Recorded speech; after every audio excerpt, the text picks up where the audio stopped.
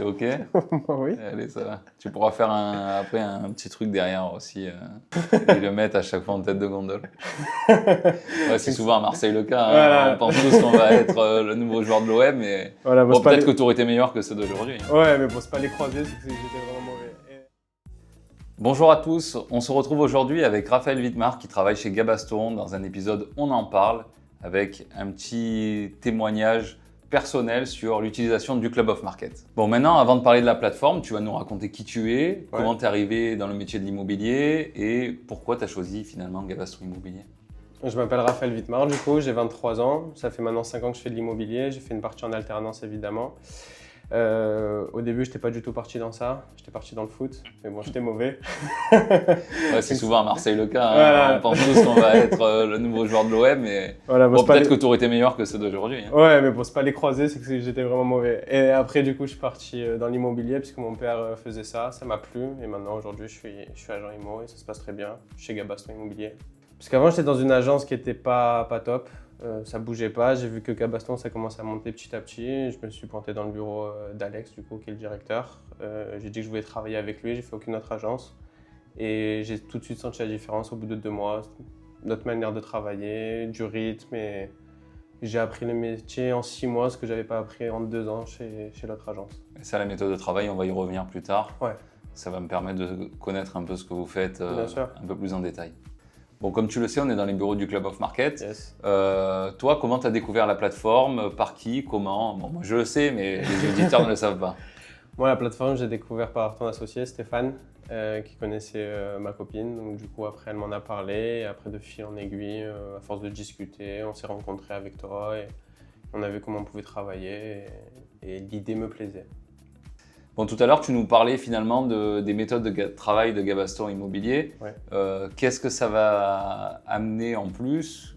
Comment vous suivez les clients? Quel est le process que vous mettez en place quand vous avez un appel, une prospection, etc. etc.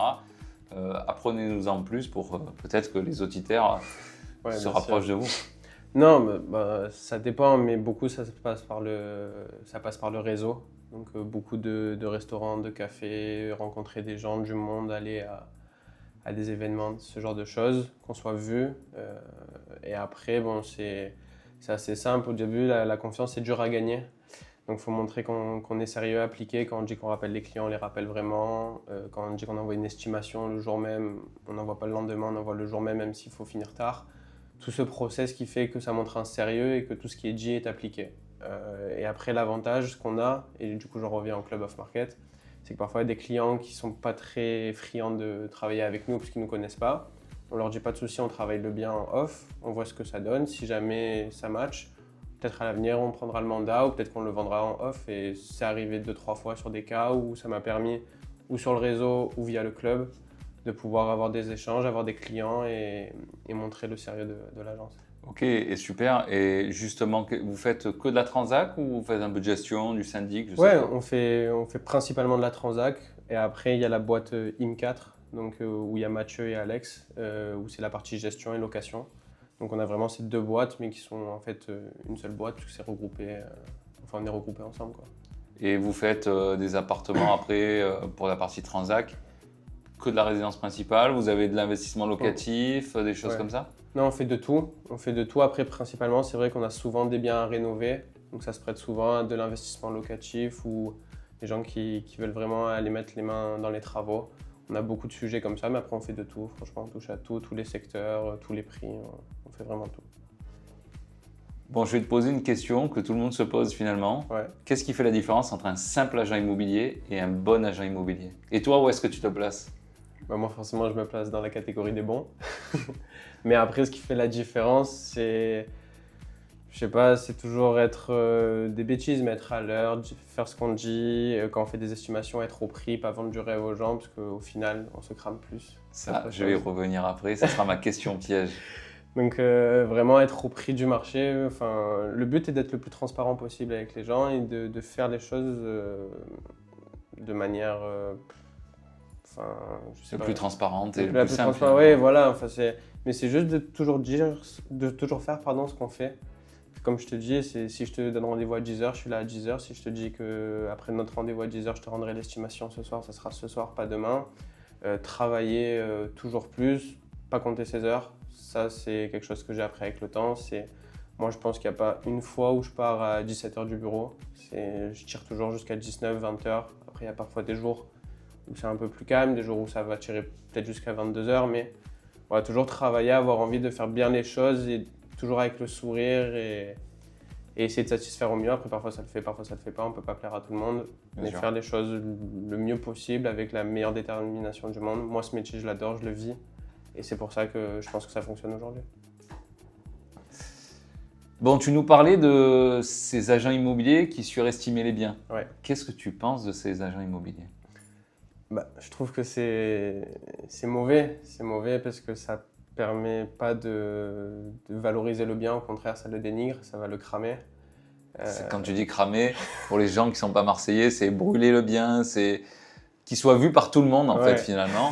Et c'est vrai, c'est aujourd'hui un phénomène de marché qui est assez grand. C'est ça. Le problème, c'est qu'en fait, les gens vont voir ton annonce sur Le Bon Coin, sur Loger, n'importe, en septembre. Ils vont la revoir en novembre. Ça n'a toujours pas baissé. Ou si ça a baissé, ils vont se dire c'est toujours pas au prix, donc ça va faire plus de mal. Et quand ça va arriver au prix, les gens ils vont se dire bon, on attend encore parce que ça va sûrement baisser. Ou ils vont se dire il y a un loup, on va pas l'acheter parce qu'il doit avoir quelque chose de caché qu'on nous dit pas. Donc c'est très très mauvais. C'est mieux vaut être au prix, ne pas récupérer le mandat.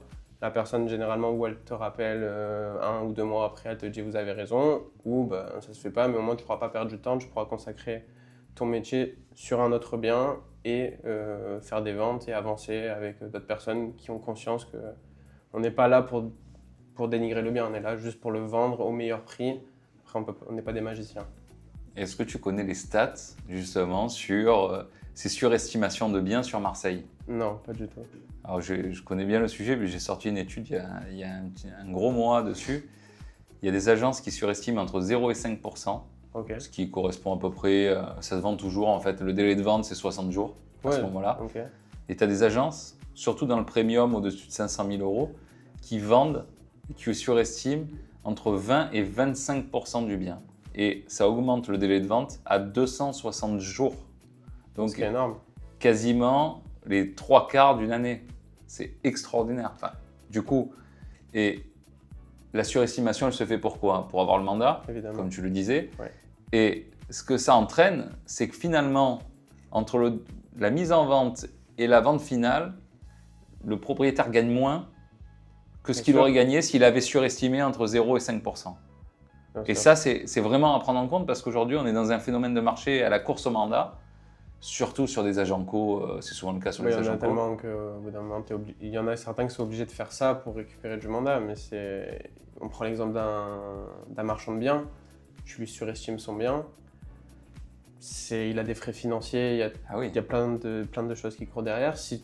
Quand il va acheter un bien, il te dit qu'est-ce que tu en penses pour la revente, tu lui dis ça vaut 100 000 euros plus cher, qui te passe la revente, que tu n'arrives pas à le vendre, que ça dure longtemps, son opération finalement elle est peut-être nulle ou il perd de l'argent, il ne t'appellera plus jamais et en plus il se dira lui c'est un bidon, il ne sait même pas estimer un bien. Ça c'est super intéressant pour le marchand de biens, et finalement ça représente qu'une petite partie du marché. Et, même pour et qu'est-ce qui se passe pour les particuliers? C'est que finalement la vente c'est un projet de vie, c'est un changement de projet de vie ou un accident de parcours, parce que des fois ça vient d'un accident de parcours.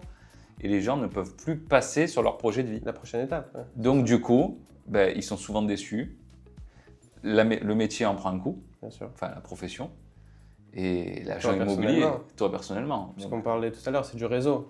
Donc si toi tu vas dire Raphaël il est mauvais, un autre il va dire Raphaël il est mauvais, ça fait effet boule de neige, à la fin t'es cramé. Alors qu'est-ce que tu dis? Bon, maintenant vous savez ce que ça veut dire. Mais qu'est-ce que tu dis toi aux propriétaires qui te disent mais attendez, l'autre agence, alors je ne citerai pas d'agence, il m'en propose plus. C'est toujours ce mot-là, c'est il m'en propose plus. Moi je leur dis, écoutez, pour moi c'est ma réalité de prix de marché. En plus, l'avantage qu'on a chez Gabaston, c'est qu'on se partage entre nous tous, donc on est une dizaine de collaborateurs, donc c'est l'avis de tout le monde, c'est pas que l'avis de Raphaël, c'est l'avis de tous les collaborateurs pour justement être le plus juste possible. Donc pour nous, c'est le prix. Allez avec l'autre agence, voyez ce que ça donne, peut-être que je passerai à côté. Moi, ça ne me dérange jamais de partir un peu plus cher parce qu'il va sûrement avoir de la négo, on peut avoir des coups de cœur, ce genre de choses. Entre 0 et 5%, c'est Voilà, la norme. On peut, mais après, moi, si c'est pour partir 100 000 euros plus cher, je préfère ne pas perdre de temps, honnêtement. C'est sans méchanceté envers le vendeur, mais je préfère passer à autre chose et où il me rappellera, ou je passerai sur un autre bien. C'est pas... Donc il faut retenir que quand un agent immobilier vous dit je vous en propose plus, c'est pas une offre d'achat qu'il fait. Ouais, c'est juste une exactement. proposition de prix. Voilà. Exactement. Bon, maintenant on peut clore le sujet et je pense que ça fera débat. Donc tout à l'heure tu nous parlais aussi des process que vous utilisez, enfin que toi en particulier tu utilises parce que chacun a finalement ses méthodologies. Process, ouais. Comment tu es venu à intégrer Club Off Market? Est-ce que tu as déjà fait des deals pour tes clients, pour toi, et comment tu le proposes finalement aux clients? Parce que souvent, on nous dit « Ah mais moi je ne veux pas vendre sur les plateformes classiques, je veux vendre en off-market ». Ouais. Oui, j'ai déjà fait des deals. Après, la chose, comme je te disais tout à l'heure, c'est que quand je rentre en bien et qu'au début le propriétaire est pas sûr, je propose cette opportunité-là, ce qui me permet moi de venir travailler le bien quand même derrière, d'avoir du boulot en plus, lui travailler son bien sans le diffuser, sans le cramer, comme tu dis. Et donc en plus, la plateforme est assez fluide puisqu'on remplit les questions et c'est mieux que de l'avoir sur son téléphone, d'avoir une vidéo, d'avoir 2-3 informations et une semaine après on a oublié qu'on avait le bien, alors que là sur le Club Off, on sait que dès qu'on se connecte sur le site, c'est vrai on a ce bien avec ces critères. Et si dans 2-3 semaines, il y a une personne qui me donne ces critères-là, je retrouve le sujet facilement.